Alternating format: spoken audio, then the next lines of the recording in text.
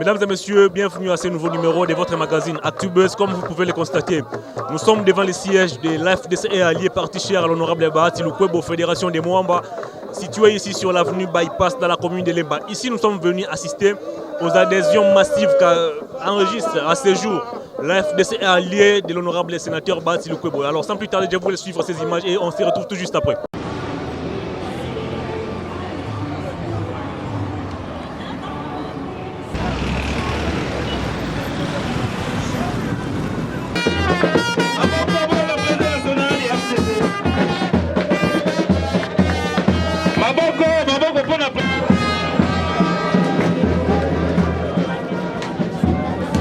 Malamu kokoki kofanda kikili na pesi mwa moke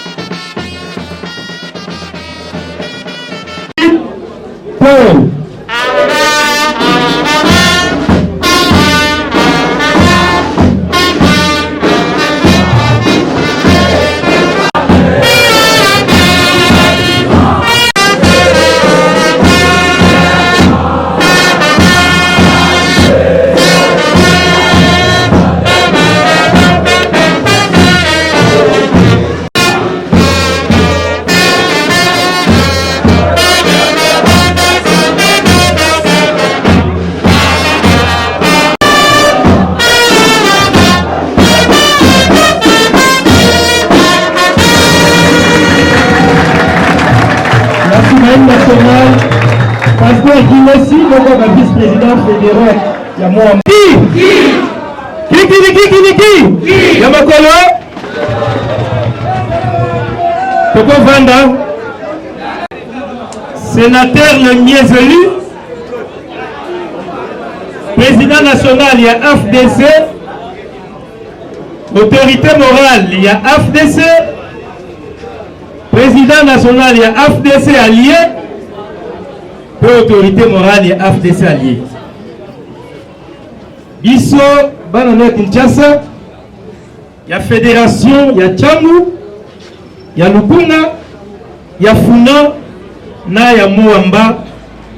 Tout ce pays Makasi, na Boye, na yo, Awa, na siège fédéral, il y a parti na yo AFDC Mwamba. Tu as vu qu'activité dans la portée, il y a ville Mobimba. Parce que bandeko l'association Oyo Bazali Awa, Bazali Kaka ya Mwamba te. Bauti bisika na bisika. Mais le Kolanda Oyo za biso, yango sengaki en tant que papa, olobi na koyamba bandeko baninga bana na ngai na siège ya fédération ya Mwamba. Yango biso ba fédéraux ba gouverneur na la ville ya Kinshasa tusinyoso to sangani to tonyo botondi pona koya na yo na esika oyo kokutana na bandeko oyo basali o babengi na français bon choix ya kokutana na AFDC et na sima ya AFDC bazwa nzela ya AFDC allié tonyo botondi AFDC AFDC AFDC. Voilà, Je comprends solo que vous avez adhérent. Oui, pas tirer les lots. Solo comme nous, il y a ce que va télémaka. Va télémaka, va bandi, oye, bino pour bandi quand la place. Bon, c'est pas votre faute. C'est pas votre faute. Vous allez quoi y pour la non, vous devez compter là pour descendre les lots. Pour bandeli. AFDC.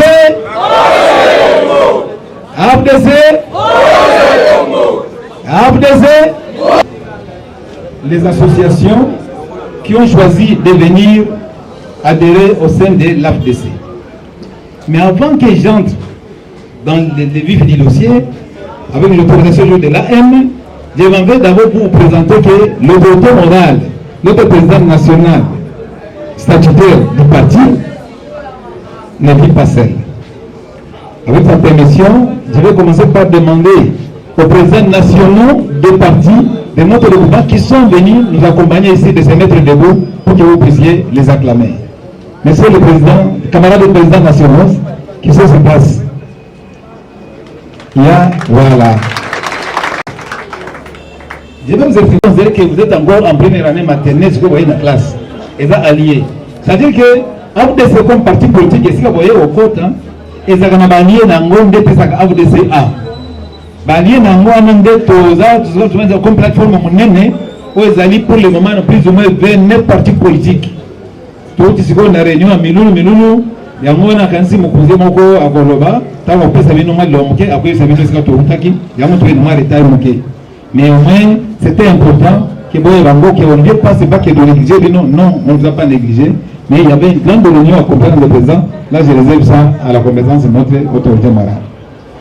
La CNDP, le député Nabiso, le sénateur Ozaliao, ezali ndenge ya kotinda biso mutu na motema na ye ayeba qu'il faut implanter bozala na ndeko bozala na isio yebisa ya kota na AFDC azala na lukala na lusoki wa na lozi yebisa kota na AFDC azala na mbujimai akota na AFDC. Donc les 26 provinces sont ouvertes et à ce moment-là vous pensez que ezali okozala ozana tida mwamba awa mais yebisa ndeko azana n'importe où yebisa lukala AFDC kazali pona nini parce que wana moko ya ye pendant les élections ça fait le faire perdre un siège, tout comme ça peut le faire gagner un poste. Raison pour laquelle, mais aïe par la vie, puisque Alinga base est nini. Pour une base est nini, Bilobo Lingaye. Si vous avez une période d'élection, vous avez voté, vous candidat aligné dans AFDC. Dans la liste AFDC. Si vous avez AFDC allié, vous candidat aligné, vous votez dans vous. Pour la nini, pour ça, vous avez un député révélé. Mais c'est tout à fait d'abord député, na provincial, na national révélé. Tout à fait n'a pas poste au niveau au gouvernement, chômage ici là. Mais le rapport politique, il y a parti politique les années. Et ça va député. Si vous avez un député, vous appelez le ministère révélé. Si vous avez un ministère révélé, chaque ministère a cause dans le cabinet, il y a 20 personnes. Nani, si vous avez combien de candidats, papa n'est pas un junior. Ok, il y a un ministère. Est-ce que vous avez un ministre? Est-ce qu'il y a un bouille? Non, vous voyez que le chômage ici, maman. Voilà, c'est pourquoi je tenais à vous dire ça. Excellence, c'est le sénateur de l'autorité morale. Nous avons reçu 4 courriers, donc sont des lettres de demande d'adhésion au sein de notre parti politique, AFDC, qui est votre parti, puisque vous êtes notre initiateur, vous êtes l'initiateur du parti, vous êtes aussi notre autorité morale du parti. Il s'agit de l'association dynamique, les changements c'est maintenant. Comme association dynamique, les changements c'est maintenant. Président Nabango, c'est maître Bazé Pembe. Je lui demande de se lever. Vice-président Naye, 5 membres du comité Naye,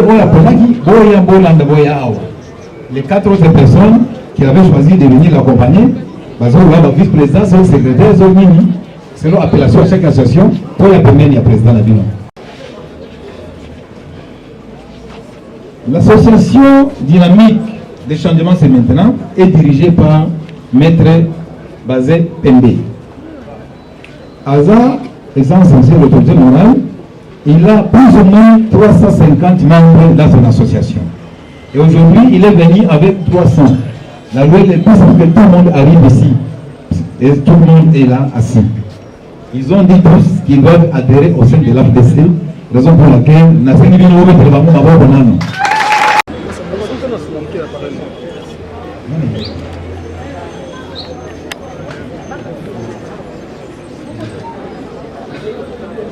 Les chefs que vous portez, ça fait partie de nos signes de visibilité. Donc, est-ce que nous sommes...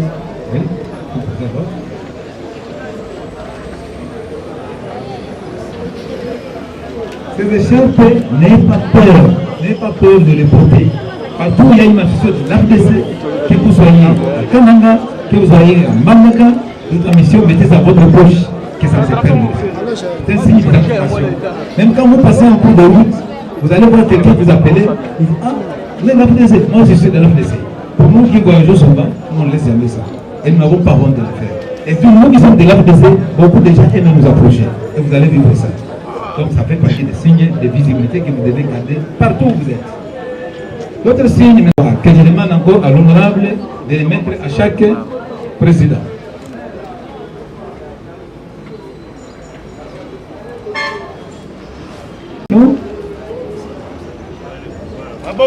Mettez un beaucoup.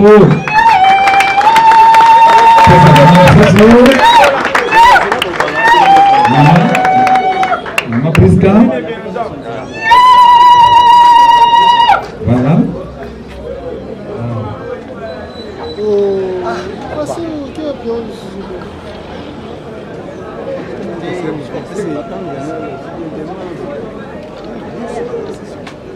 Félicitations.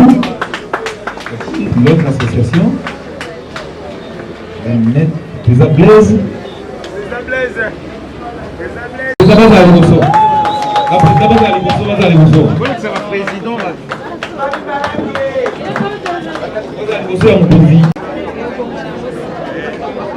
Alors, comment nous sommes organisés, comment nous fonctionnons plutôt. Oui, ma soeur, la diago, que ça c'est l'appel, restriction à la base de la maison.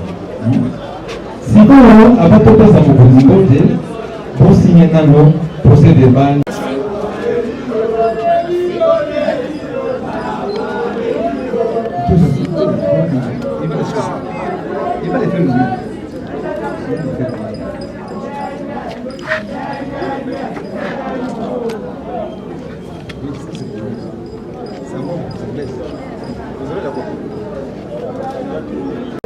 Ne sois pas c'est l'avocat.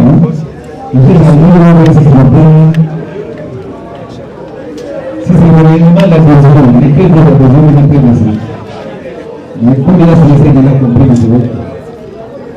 Non, ici, c'est tout ça va.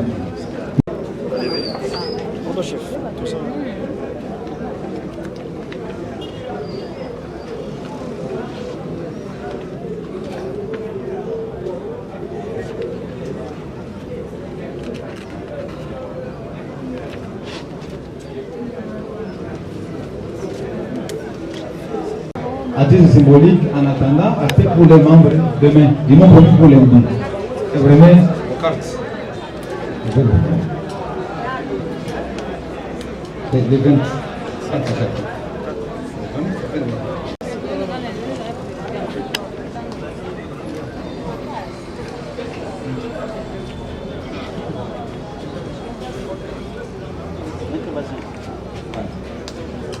Maintenant, nous vous demandons d'aller au parti.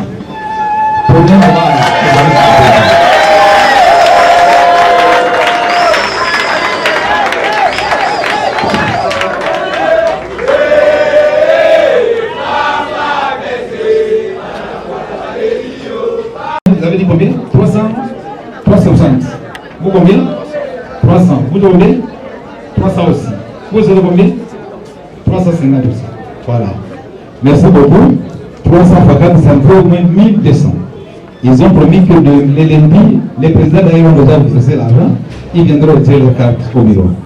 Nous demandons maintenant, au nom de toutes vos bases, que vous puissiez saluer notre autorité morale, le président national de l'AFDC, l'initiative de l'AFDC, les chefs de l'AFDC, les consultants de l'AFDC, afin de prendre acte de votre adhésion.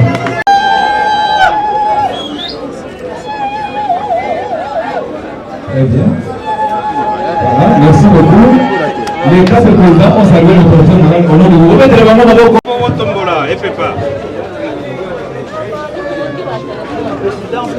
Président Blaise, passez de l'autre côté. Passez comme ça. Voilà.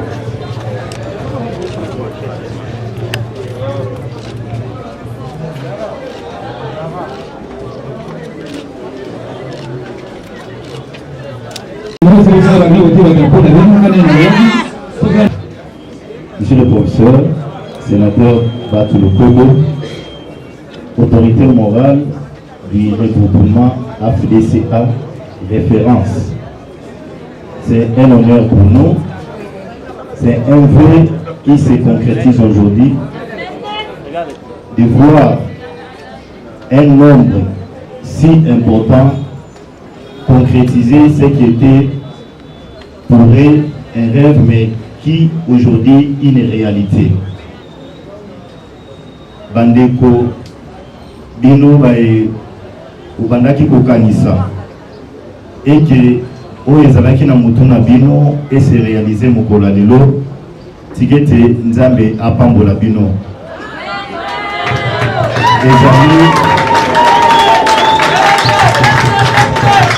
ezali nzela moko ya molai.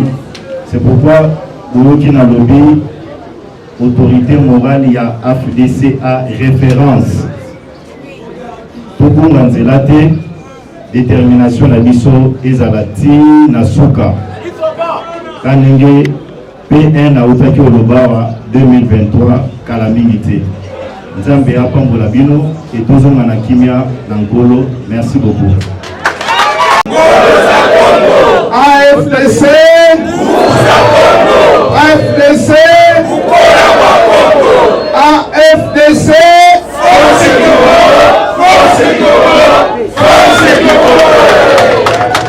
merci mingi natondi botondi na ba camarade oyo baye ko rejoindre biso lelo na oyo ezali membre ya regroupement politique AFDC et alliés. Bomoni awa bakonzi ya ba parti politique alliés, ba personnalité, ba dirigeant ya regroupement, ba députés nationaux na biso, ba députés provinciaux, ba sénateurs, nyonso lelo baye na ba cadre na ba président fédéraux ya awa pe ya libanda ya mboka po ete ba vivre en live oyo adhésion massive. Il y a plus de 1400 personnes et Kosalema awa wana peza kutu échantillon parce que boyoka ki malamu ete ba association ba regroupement mususu eza ya plus ya 500 personnes kasi kolobaki ba limiter nombre na 350 par association. Elingi koloba ete biso AFDC tozo lakisa ete toza réalité parlementaire mais à solo pe toza réalité sociologique.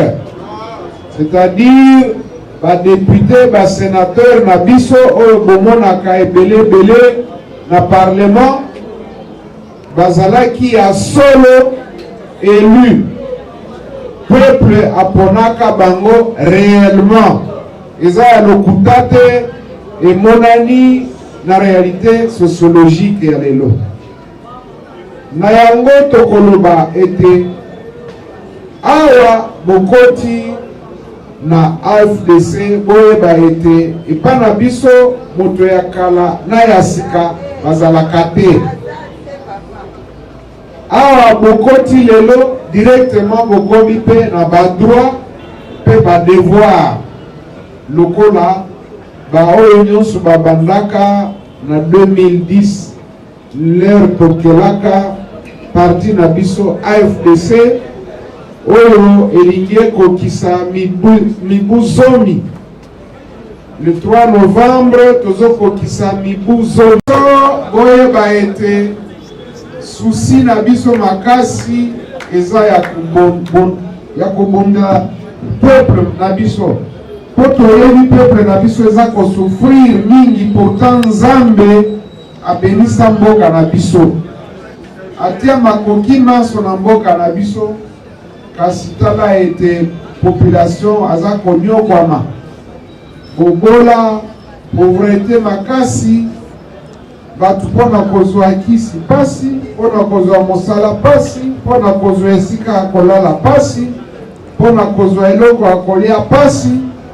Tozobunda po ete bapasi nyonso wana diminuer au fur et à mesure que AFDC eza kozwa ebonga na kati ya pouvoir, na kati ya République démocratique du Congo. Na yango biso tolingi to briser paradoxe wana po ete toza révolté komona ndenge batu baza kosouffrir, eza korévolté biso na AFDC.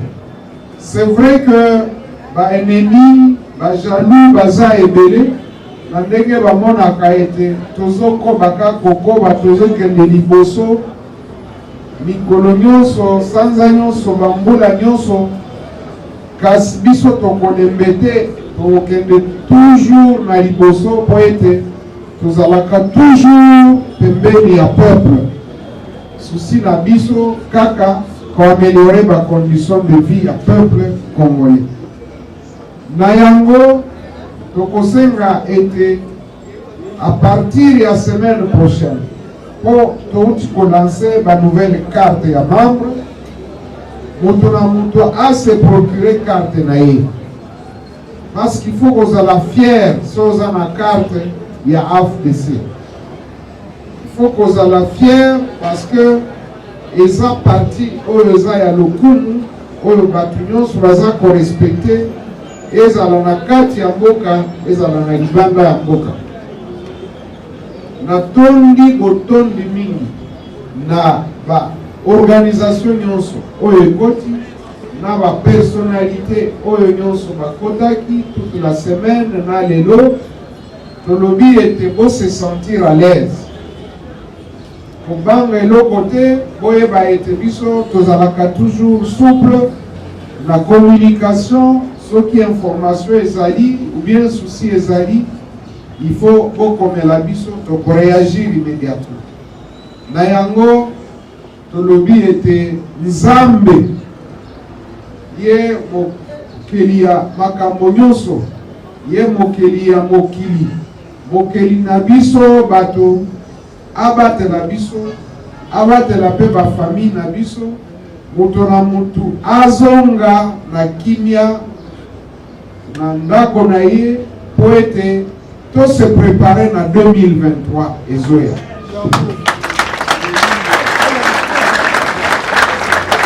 Kasi boyeba ete 2023 eza compétition monene.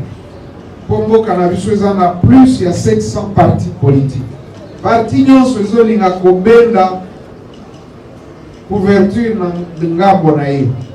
Mais tolakisa ete toza réellement première force na République démocratique du Congo. Na yango moto na moto esika akozala, ozala na école, ozala na entreprise, ozala na église, ozala na zando, ozala na marché, ozala partout, esika nyonso koleka, moto na moto aza na mission ya korecruter ba membre mosusu baya kokota na AFDC po ete tozala réellement la grande force du Congo, lokola slogan na biso elobaka AFDC force du Congo. Na yango na lobi ete en tout cas rendez-vous na 2023 ezala véritablement rendez-vous ya peuple na AFDC. Toza na elikia ete cette fois mbala oyo bakoyibela biso, bakoyiba bavoix ya ba élu na biso te. Po oyo toza nango nde totikalaka nango, me bayina ebele mbala oyo tokofungola miso mpe tokebisi bamiyibi ya bavoi ya bato bayeba ete ezalaka mpasi mpona kosala kampagne. Na yango olandaki tolobi commission électorale ifo ezala réellement indépendante mpo ete maponami ezalaka toute transparence. AFDC AFDC AFDC AFDC AFDC. Répétez slogan pour être boye bango po bomesana pe nango. AFDC makasi ya Congo. AFDC AFDC AFDC AFDC force du Congo, force du Congo, force du Congo. Merci. L'AFDC vient d'enregistrer aujourd'hui les adhésions massives. Quelles sont vos impressions par rapport à ce qui vient de se passer? Aujourd'hui, plus de 1400 nouveaux membres ont adhéré à l'AFDC en tant que parti politique, qui est le parti phare du regroupement politique AFDC et alliés. Nous avons choisi d'héberger et d'accueillir cette cérémonie ici, à notre siège du Mont Amba. Et au cours de cette cérémonie, nous avons prêché le catéchisme de l'AFDC en donnant à chaque nouveau membre une copie de nos statuts, de notre règlement intérieur, mais également de notre projet de société. Nous avons dit en substance que ceux qui adhèrent automatiquement, ils sont soumis aux mêmes devoirs, mais ils ont également les mêmes droits que ceux qui sont là depuis 10 ans. Comme vous le savez, bientôt nous allons totaliser 10 ans de l'existence de l'AFDC et c'est pour cette raison que nous disons à tous les membres, messieurs, mesdames, les jeunes et les âgés qui sont venus adhérer aujourd'hui à l'AFDC, nous leur souhaitons la bienvenue et que nous soyons tous rangés pour la bataille de 2023. Nous la voulons transparente parce que nous voulons que les élections soient réellement transparentes pour que le choix du peuple souverain soit respecté réellement. Vous évoquez déjà les élections de 2023. Est-ce que Bassirou Kouébou sera candidat président de la République? Nous n'avons pas encore décidé de toutes ces questions. Ce qui est important aujourd'hui, c'est de travailler pour avoir la confiance de la population.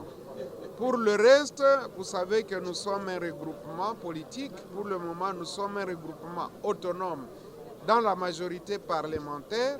Sûrement, nous aurons à nous concerter et nous pourrions répondre à toutes ces préoccupations et à toutes ces questions. Moi, je suis honorable sénateur Bahati. Nasepeli Nandenge, Batuebele, Baye Lelo. Plus il y a 1400 personnes qui ont adhéré à la partie Nabiso AFDC. Oyo ezali parti phare et regroupement AFDC et alliés. Tolobi était basali malamu kolakisa ete balingi parti Nabiso pour être ensemble to préparer maponami makoya na 2023. Tozana elikia ete makoleka malamu moibi kozalate bako respecter volonté ya peuple congolais oyo aza souverain. Po ete oyo aponami réellement elakisama ete ye mutu aponami. Na yango tolobi ete topesi bango mikanda mokonzi ya parti na biso po bakende kotanga bayeba règlement bayeba pe projet de société na biso pe statut na biso. Natondi botondi. La dynamique de changement, c'est maintenant vient de signer son adhésion au sein de l'AFDC. Est-ce que c'est la rupture avec Félix Tshisekedi? Il n'y a pas de rupture avec le président de la République, Félix Antoine Tshilombo Tshisekedi. Il reste une valeur pour nous. Nous allons exploiter, comme nous l'avons toujours fait, les idéaux du président Félix Antoine Tshilombo Tshisekedi. Nous allons défendre ces valeurs. Nous allons défendre sa devise, le peuple d'abord. Le professeur Bassirou Kouébou est aussi révolté de la souffrance que le peuple congolais est en train de traverser aujourd'hui. C'est ça même la vision du président de la République, d'amener le Congo, de transformer la République démocratique du Congo. Quelle est la motivation de la dynamique de changement, c'est maintenant d'adhérer à la FDC? D'abord, nous sommes une structure politique. Chaque structure politique a une vision. Nous avons la vision d'émerger, de voir l'horizon 2023, la constance politique aussi du sénateur professeur Bati Lukwebo et sa façon de voir la transformation de la République démocratique du Congo, ce qui nous a poussé aujourd'hui de venir signer notre adhésion massive, si je peux le dire ainsi, avec 3000 de nos membres qui ont adhéré au AFDC. D'abord, nous avons adhéré comme personnalité et puis nous avons fait aussi adhérer notre structure. Pour ça, comme c'est les élections 2023, est-ce que M. Bazin, il faut s'attendre à AFDC le pôle AFDC pour aligner le candidat président? AFDC, il faut causer là, par congrès et salement, mais Nazali ko promettre bino et que le professeur Modeste Bati Lukwebo azali pe na vision, il y a président de la République Félix Antoine Tshilombo Tshisekedi. Donc, surprise est à la tête, bon moi en 2023, azala peme na mokonzi parce que mokonzi azala deuxième mandat na ye. Nous accompagnons les chefs de l'État dans ces idéaux. Je l'ai dit, nous accompagnons. La structure a toujours accompagné les chefs de l'État et nous allons demeurer dans cette position-là. Cette fois-ci, nous allons nous conformer aux idéaux de AFDC. Merci. Fin de cette émission, mesdames et messieurs, merci de votre sympathique attention. Merci également à Jacob qui était derrière cette caméra pour vous proposer ces très belles images. Depuis Lemba, Hervé Itoma, Congo Buzz.